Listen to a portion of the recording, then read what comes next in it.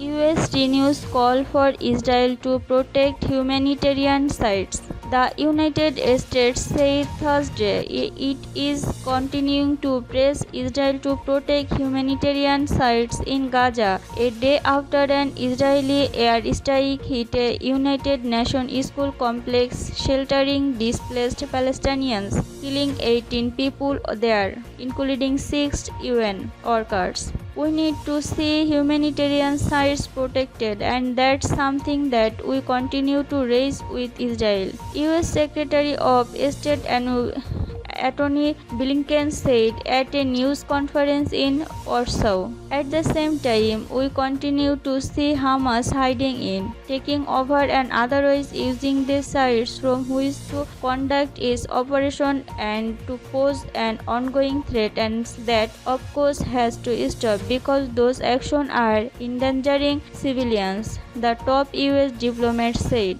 He said the attack also underscores once again the urgency of reaching a ceasefire to halt the Israel war with Hamas militant, which is now in its 12th month.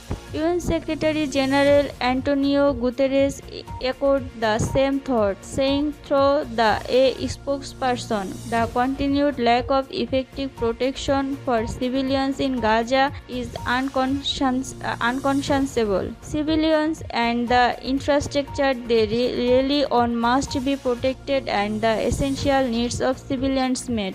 He called on the warring parties to stop using schools, shelter or the areas around them for military purpose. He said Israel and Hamas have the obligation to comply with international humanitarian law. Meanwhile, the World Health Organization said Thursday it evacuated nearly 100 people from the Gaza Strip to the United Arab Emirates, and it called for a regular, sustained system of medical transfer to help thousands of people in need of care. Gaza needs medical corridors. Richard Pipcaron, who's representative for the occupied Palestine territory, told journalists, "We need a better organized and sustained system." Pipcaron said 1,000 people in Gaza are awaiting a medical transfer, who also released a report Thursday saying that as of late July, 1/4 of those injured in the Gaza war are estimated to have life-changing injuries that require rehabilitation services now and for years to come.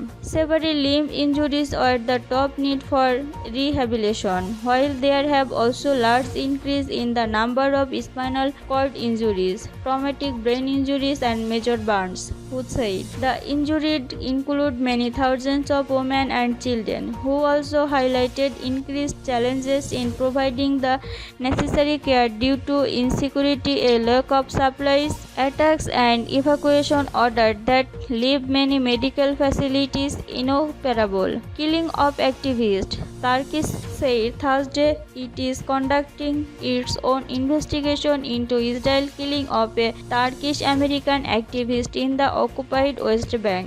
Turkey's Justice Minister Yilmaz Tank said Turkey will present its findings to a UN court and that it is calling on the UN to conduct its own people. Ayşenur Azgi was shot in the head during a pro-Palestine demonstration last week. Israel's military said its soldiers likely shot her indirectly and unintentionally. US President Joe Biden said there must be full accountability and that Israel must do more to ensure that incidents like this never happen again. Trump said Aigi bodies was expected to arrive in Turkey on Friday for burial in the town of Didim. The Israel-Hamas war started with the militant shock attack on southern Israel last October and killed 1,200 people and led to the capture of about 250 hostages.